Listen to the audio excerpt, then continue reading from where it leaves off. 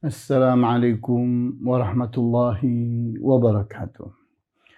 إن الحمد لله نحمده ونستعينه ونستغفره ونعوذ بالله من شرور أنفسنا ومن سيئات أعمالنا.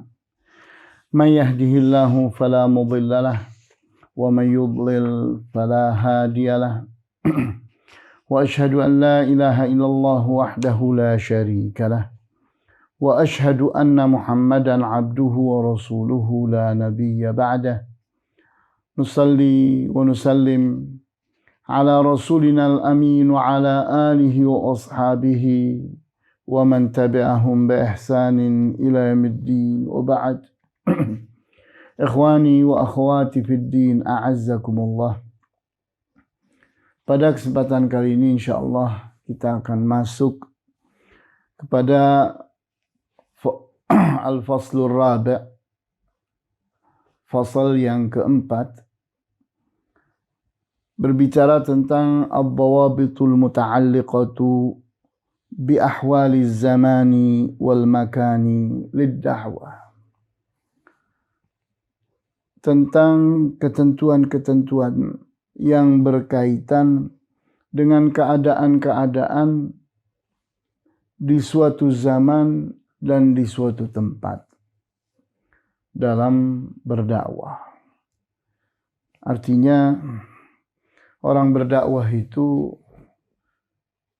tidak bisa terlepas dari dimensi zaman dan dimensi makan.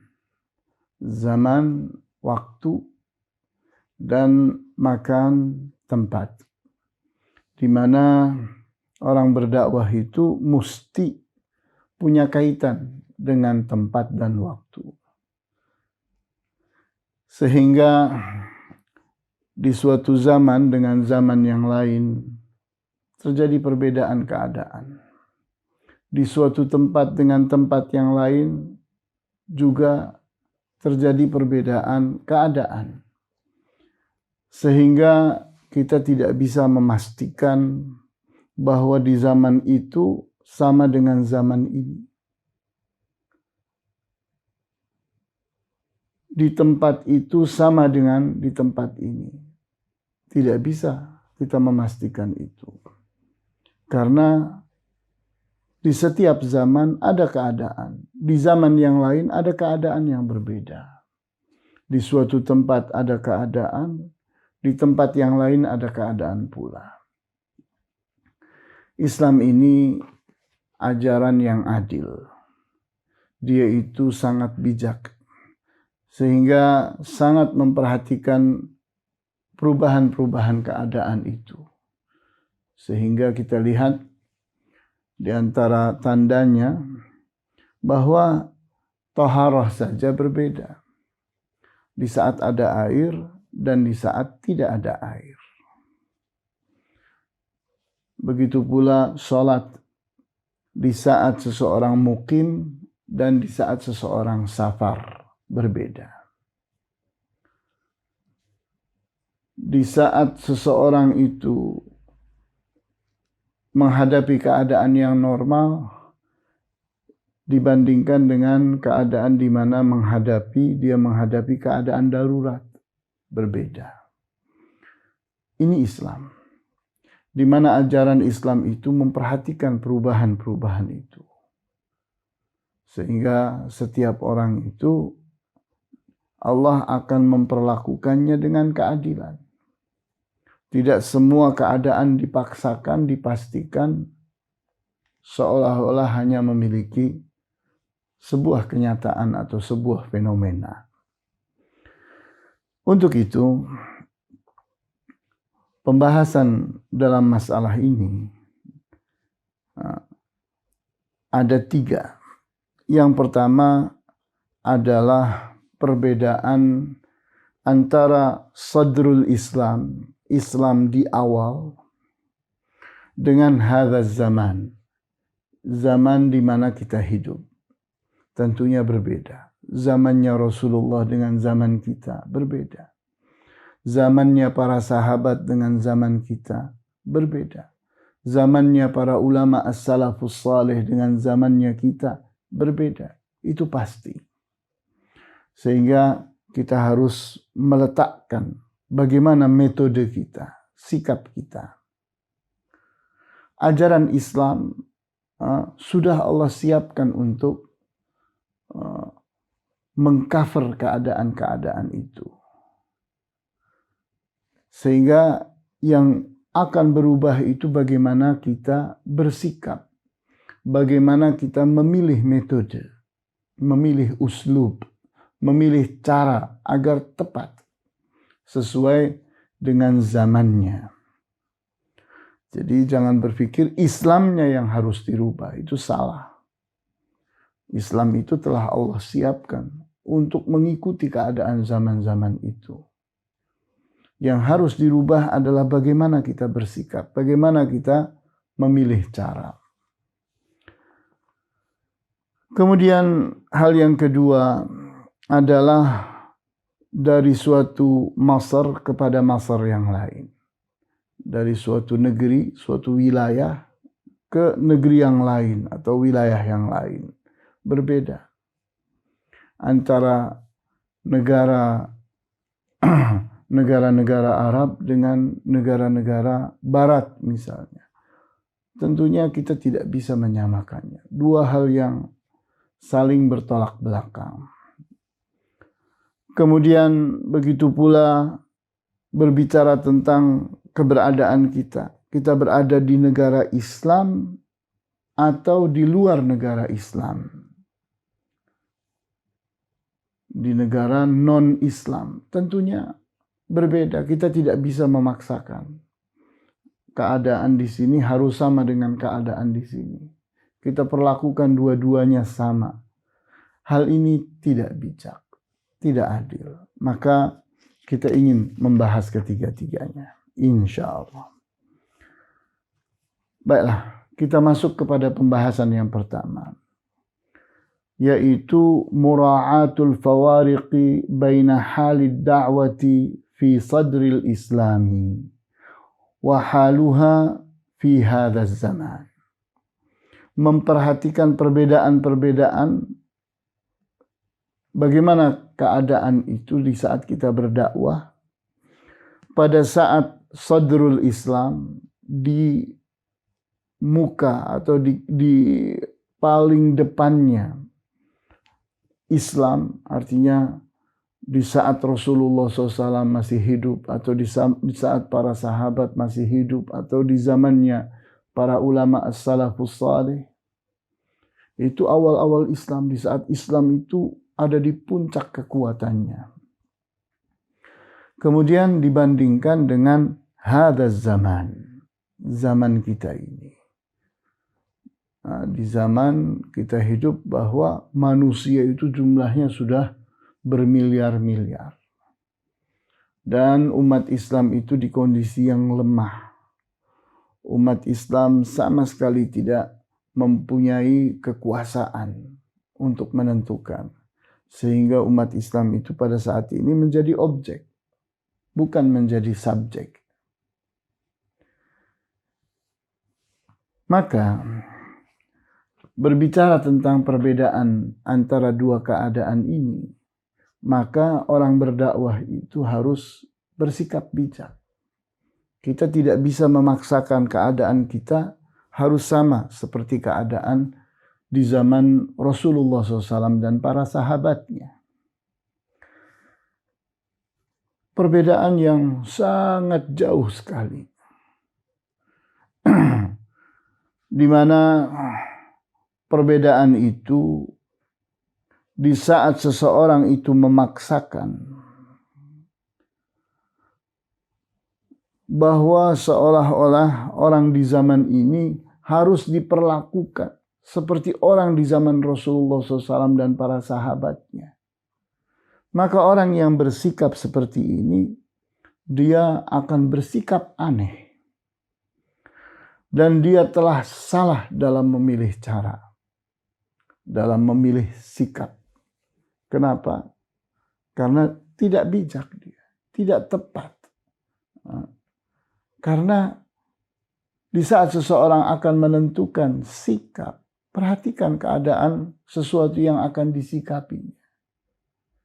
Sehingga kita harus mengerti, harus memahami kenyataan, fenomena yang kita hadapi. Bukan berarti kita ingin merubah Islam. Islam tidak boleh dirubah. Tapi kita harus tahu caranya. Supaya semua ajaran Islam itu bisa diterima. Bisa diejawantahkan. Bisa diaplikasikan. Nah, itu adalah target kita. Yang beda itu hanya bagaimana cara kita agar tujuan itu, target itu akan tercapai. Kita lihat di dalam hadis yang sahih diriwayatkan oleh Muslim, di mana Rasulullah SAW bersabda, "Innahu lam yakun nabiyyun qabli illa wa kana haqqan alaihi ayyadulla ummatahu ala khairi ma ya'lamuhu lahum wa yunzirahum syarra ma ya'lamuhu lahum." Sesungguhnya tidak ada nabi sebelumku kecuali adalah kewajiban atasnya untuk menunjuki umatnya kepada kebaikan yang dia mengerti dan memperingati mereka dari keburukan yang dia mengerti. Wa inna ummatakum hadhihi ju'ila afiyatuha fi awwaliha. Dan sesungguhnya umat kalian ini telah dijadikan keselamatannya itu ada di awalnya. Jadi ingin tahu golongan yang selamat, maka yang di awal. Nah, yang berikutnya berkurang, dan berkurang. Wa sayusibu akhiraha bala'un wa umurun tunkirunaha wa taji'u fitanun fayuraqqiqu ba'duha ba'dan. Maka umat ini akan ditimpa dengan bala, dengan musibah. Wa umurun tunkirunaha, dan umat ini akan mengalami keadaan-keadaan yang kalian ingkari. Kok Islam begini? Kok aneh? Ini tidak sesuai dengan ayat Al-Quran. Ini tidak sesuai dengan hadis. Kalian mengingkarinya. Ini tidak benar ini. Tapi yang melakukannya siapa? Muslimin. Wa taji'u fitanun fayuraqqiqu ba'duha ba'dan. Dan akan terjadi fitnah-fitnah, peperangan-peperangan di antara mereka yang akibatnya orang Islam akan memperbudak orang Islam lainnya. Padahal kita tahu seorang Muslim tidak boleh memperbudak Muslim yang lain. Kita lihat contoh bagaimana peperangan antara Ali bin Abi Thalib melawan Muawiyah radhiyallahu anhuma. Begitu selesai dari suatu peperangan, maka tawanan dikembalikan, pampasan perang dikembalikan. Tidak boleh mengambil budak dan mengambil pampasan perang dari sesaudara kita, dari sesama saudara Muslim. Sehingga Syekh Fawaz As-Suhaimi menerangkan masalah ini. Beliau katakan, pada hadis ini ada pelajaran yang jelas dan terang. Anna amral ummati fi awwaliha yukhalifu akhiraha. Bahwa keadaan umat ini di awalnya itu berbeda dengan akhirnya. Jadi terjadi pergeseran, perubahan. Sehingga beliau katakan, tadhiqu fiha dairatul khair wa tattasi'u dairatul syarr. Di akhir zaman itu, lingkaran dari kebaikan itu akan semakin menyempit. Sedangkan lingkaran kejahatan itu semakin meluas. Jadi kita lihat di zaman Rasulullah SAW, di mana kebaikan itu terus meluas. Di saat Rasulullah SAW wafat, Jazirah Arabia sudah ada di tangan beliau. Di zaman Abu Bakar As-Siddiq sudah mulai umat Islam berperang melawan Romawi di negeri Romawi. Di zaman Umar bin Khattab itu Romawi dikalahkan dan Persia dikalahkan. Di zaman Utsman bin Affan, di mana Afrika hampir seluruhnya telah diislamkan. Jadi kebaikan itu terus meluas. Sedangkan di zaman kita, kebaikan itu terus menyempit. Umat Islam hidup di negeri yang Islam itu tidak bisa ditegakkan. Sehingga terasa sempit untuk berislam di dunia ini. Semakin hari, bukan semakin melebar, tapi semakin menyempit. Kemudian, فَمِمَّا يَجِبُ عَلَى الدَّاعِيَةِ أَنْ يَجْعَلَ هَذَا الْحَدِيثَ نَصْبَ عَيْنَيْهِ. Maka jadilah wajib atas orang yang berdakwah itu untuk memperhatikan hal ini. Diletakkan di hadapan kedua matanya setiap saat. Jangan memaksakan kehendak. Jangan memaksakan keadaan Rasulullah SAW kepada zaman ini. Jangan disalahpahami. Bukan Islamnya yang kita hendak rubah. Tidak boleh Islam itu dirubah. Islam itu harus Islamnya Rasulullah SAW. Tapi cara kita memasang target, cara kita bersikap, cara kita mengantisipasi keadaan, cara kita meletakkan tahapan-tahapan. Kemudian kita lihat lagi hadis yang lain yang sahih diriwayatkan oleh Muslim. Innahu satakunu hannatun wa hannatun. Faman arada an yufarriqa amra hadhihi al-ummati wa hiya jami'un fadribu 'unuqahu bis-sayfi ka'inan man kan. Sesungguhnya akan terjadi kejahatan-kejahatan dan kerusakan-kerusakan.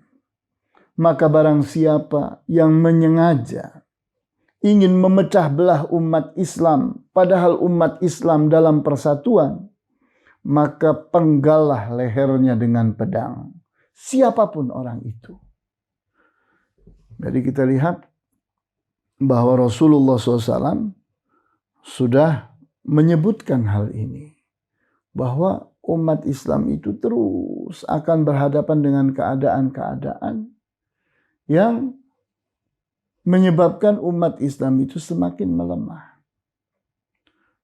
Kejahatan-kejahatan semakin merebak. Keburukan-keburukan semakin merebak. Kerusakan-kerusakan semakin menguat. Maka Rasulullah SAW memberi petunjuknya. Kalau ada orang yang memang menyengaja ingin berbuat kerusakan, ingin memecah belah umat Islam, maka orang itu layak untuk dipenggal lehernya. Kenapa? Kita bayangkan kalau seseorang membunuh orang, itu layak untuk dibunuh pula. Dan disebut dengan qisas. Itu kalau satu orang yang akan dirusaknya. Bagaimana kalau yang akan dirusaknya itu umat Islam? Dia ingin berantakkan umat Islam ini. Dia ingin porak-porandakan umat Islam ini. Kejahatan bukan terhadap satu orang, tapi terhadap suatu umat. Kemudian kita lihat pula pada hadis yang diriwayatkan oleh Abu Dawud, di mana Rasulullah SAW bersabda, "Yushikul umamu an tada'a alaikum kama tada'al akalatu ala qas'atiha." hampir saja umat-umat itu akan mengalami di mana mereka itu diperebutkan. Seperti orang-orang yang sedang makan berebut di sekitar nampan makanan. Jadi Rasulullah SAW sudah menggambarkan bagaimana keadaan umat Islam di akhir zaman. Bahwa mereka itu akan diperebutkan. Apanya? Barokahnya. Kita lihat umat Islam itu selalu Allah berikan kepada mereka barokah. Sehingga di mana umat Islam berpijak, maka di sana ada barokah. Ada sesuatu yang bermanfaat, yang diminati oleh orang-orang di luar Islam. Manusianya ingin mereka perbudak, kekayaannya mereka ingin rebut. Sehingga Rasulullah SAW menggambarkan bahwa orang itu akan memperebutkan umat Islam dan kekayaannya seperti orang makan memperebutkan isi dari nampan makanan. Faqala qailun awamin qillatin nahnu yawma idzin. Maka seseorang dari para sahabat itu bertanya kepada Rasulullah SAW. Apakah penyebabnya karena kami itu pada saat itu dalam keadaan sedikit? Qala bal yawma idzin bal antum yawma idzin katsir walakinnakum ghutha'un ka ghutha'is sail. Bahkan kata Rasulullah SAW, kalian di hari itu dalam keadaan banyak jumlahnya. Walakinnakum ghutha, akan tetapi kalian itu seperti buih. Ka ghutha'is sail, seperti buihnya air bah. Kita kalau melihat ada air bah, entah itu di laut, entah itu di sungai, entah itu di danau, maka di saat dia itu menerpa, akan muncul itu busa-busa, buih-buih. Begitu air itu mereda, hilang lagi buih-buih itu. Artinya umat Islam itu akan dibawa-bawa, diseret-seret, didorong-dorong. Mereka akan jadi objek, bukan subjek. Mereka hanya bisa ikut-ikutan kepada keadaan. Tidak punya prinsip, tidak punya kemuliaan, tidak punya kendali, tidak punya kepemimpinan. Sehingga mereka itu terkatung-katung. Dipimpin oleh orang, jadi objeknya orang, jadi budaknya orang. Wala yanza'anna Allahu min suduri aduwikumul mahabata minkum. Dan pasti pada saat itu Allah akan cabut dari musuh-musuh kalian rasa takut terhadap kalian. Jadi orang-orang kafir itu sudah tidak takut lagi kepada orang Islam, bahkan memperdaya umat Islam. Jadi kita lihat seekor macan itu di saat dia itu masih garang, gagah perkasa, orang takut. Tapi begitu dia itu sudah dipenjara, sudah dimasukkan ke dalam sel, lama-kelamaan berubah jadi macan sirkus. Yang harus ikut kepada maunya pelatih sirkus. Jadi kita lihat di sini umat Islam itu dalam keadaan menjadi objek. Dia harus ikut, dia harus taat, dia harus terbawa-bawa oleh kemauan orang. Kemudian Rasulullah SAW pun menjelaskan sebabnya.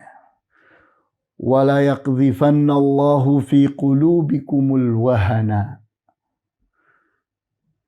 Dan Allah akan lemparkan ke dalam jiwa-jiwa kalian al-wahan. Jadi kita lihat ini ada sebuah istilah yang Rasulullah SAW berikan kepada kita untuk kita ingat-ingat. Karena ini penyebab masalah. Bahwa inti masalahnya di sini. Faqala qailun ya Rasulullah wa mal wahanu. Maka seseorang dari para sahabat pun bertanya, wahai Rasulullah, apa yang dimaksud dengan al-wahan itu? Qala hubbud dunya wa karahiyatul maut. Bahwa al-wahan itu adalah cinta kepada dunia dan benci kepada kematian. Jadi kita lihat nih Rasulullah SAW menjelaskan. Ini titik masalahnya. Ini penyebab kenapa Allah meninggalkan kalian. Kenapa Allah tidak memenangkan kalian?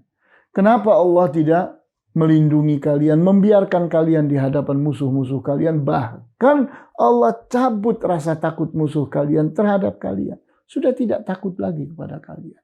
Kalian sudah tidak berwibawa, tidak gagah perkasa, tidak jaya, tidak menjadi pemenang. Tidak. Penyebabnya apa? Ini. Hubbud dunia. Umat Islam itu sangat cinta kepada dunia. Ambisinya sehari-hari hanya dunia, dunia, dunia. Wa karahiyatul maut, dan takut mati. Kematian yang semestinya tidak perlu ditakuti. Disiapkan.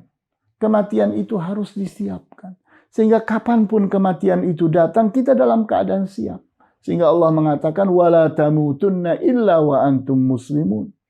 Janganlah kalian mati kecuali kalian dalam keadaan Islam. Sehingga pada saat mati kalian dalam keadaan husnul khatimah. Kapanpun. Jam ini, menit ini, hari ini, atau yang kapanpun. Seorang muslim harus siap mati. Mati tidak perlu ditakuti. Karena mati itu keyakinan, kepastian, sesuatu yang tidak bisa diajukan atau dipundurkan. Kemudian Syekh Fawaz menerangkan, fahadhani hadithani fihima as-sarahatu wal bayanu litaghayyuri halil ummati an awwaliha. Kedua hadis ini menerangkan dengan terang benderang bahwa umat ini akan berbeda antara awalnya dengan akhirnya. Sehingga akan terjadi kebejatan-kebejatan, kerusakan-kerusakan, kejahatan-kejahatan.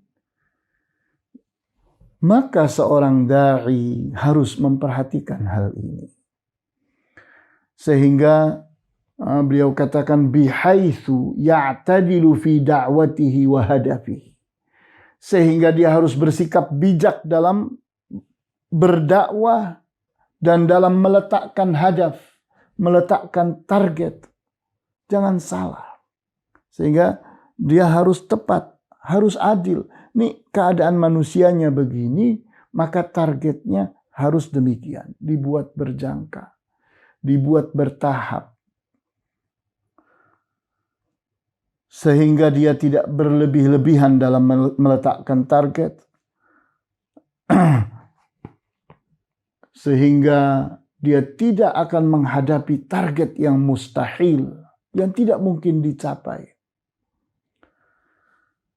Contohnya, seseorang itu mentargetkan ingin menjadikan umat ini seperti umat Islam di zamannya Abu Bakar dan Umar.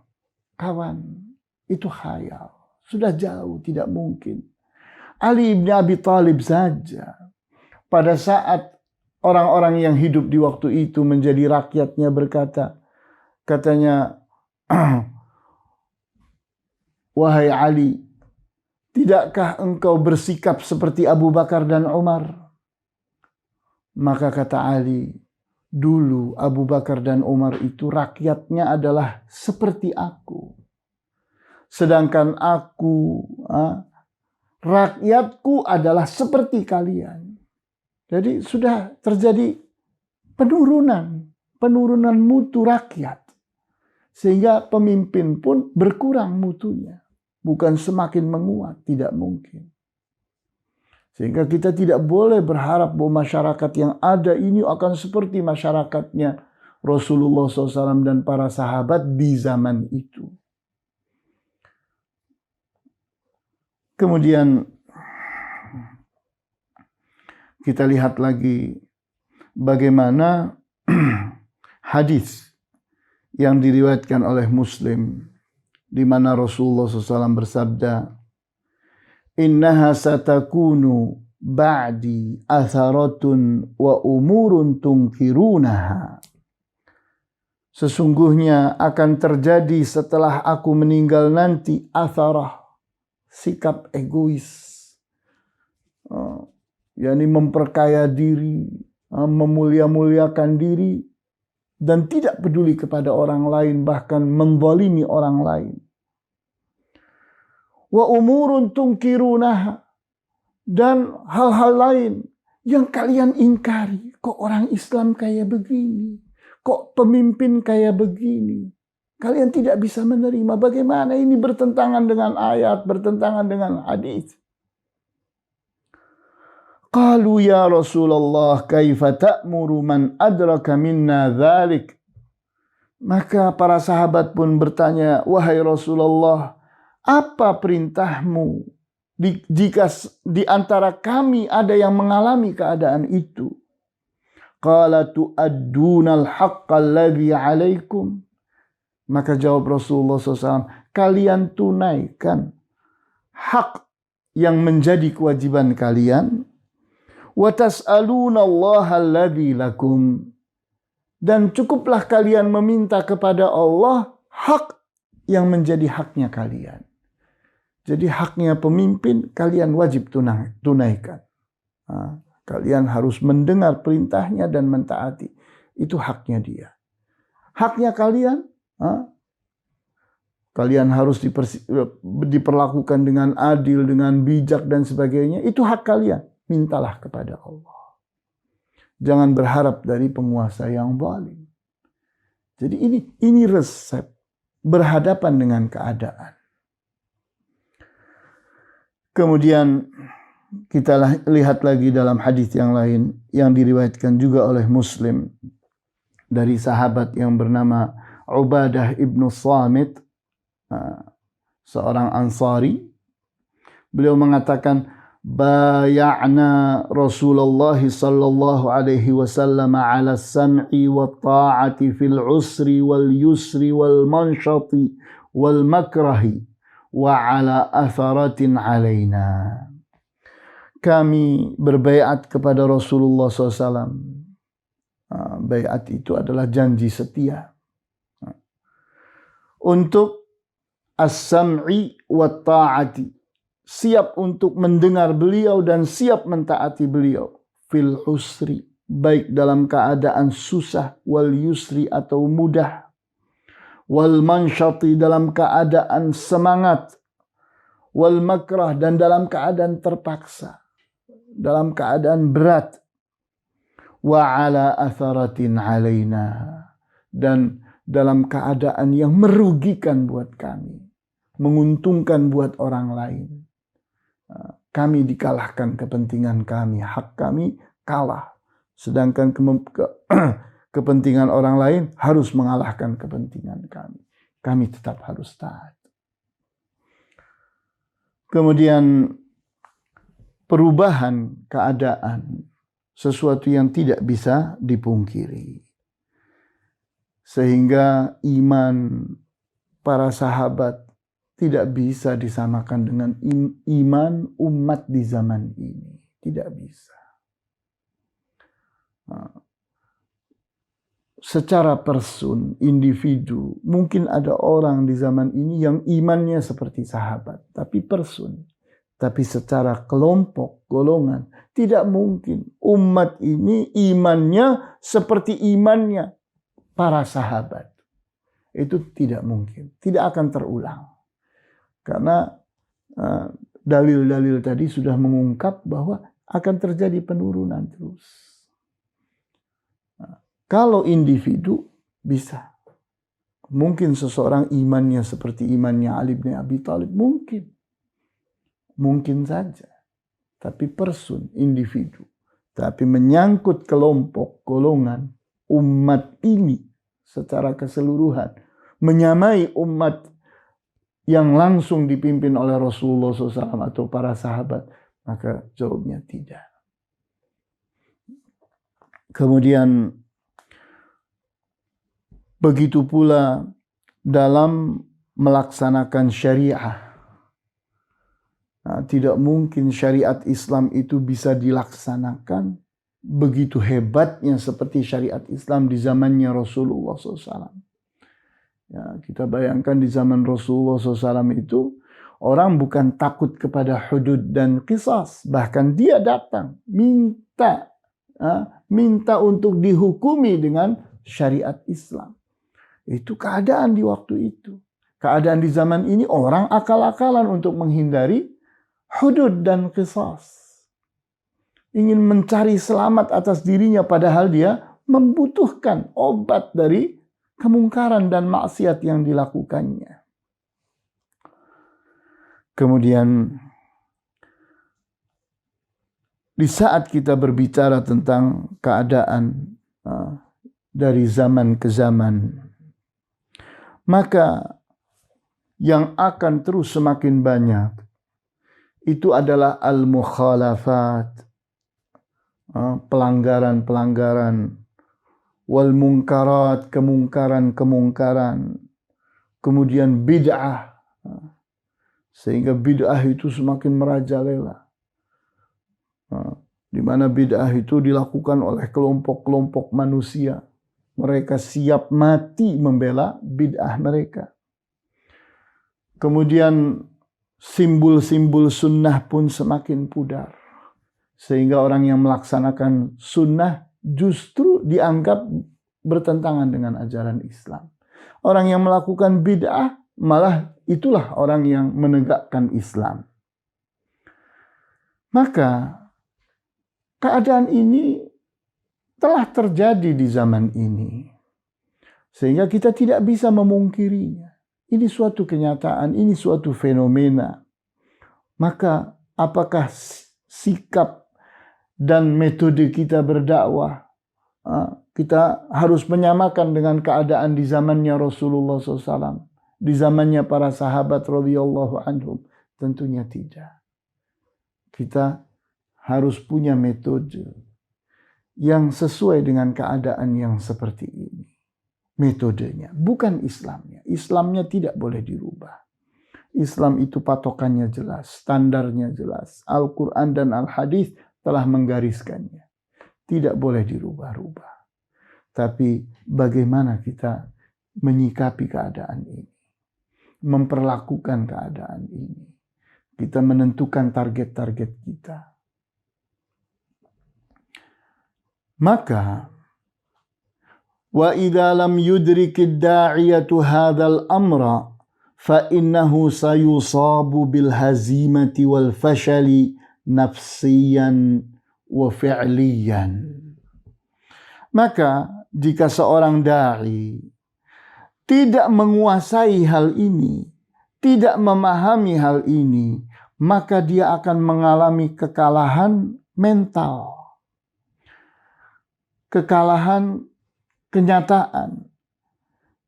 Dia akan mengalami kegagalan nafsian, baik secara kejiwaan, wa fi'liyan, dan dalam hal realitanya.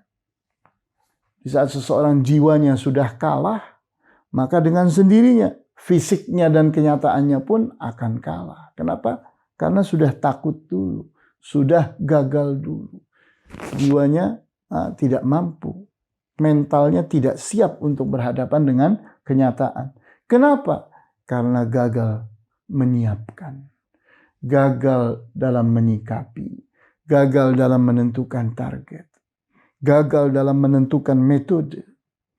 Sehingga yang kita atur itu bukan Islamnya. Biarkan Islam itu tetap seperti Islamnya Rasulullah SAW dan Islamnya para sahabat. Tapi metodenya, targetnya, sikap kitanya terhadap keadaan dan kenyataan ini.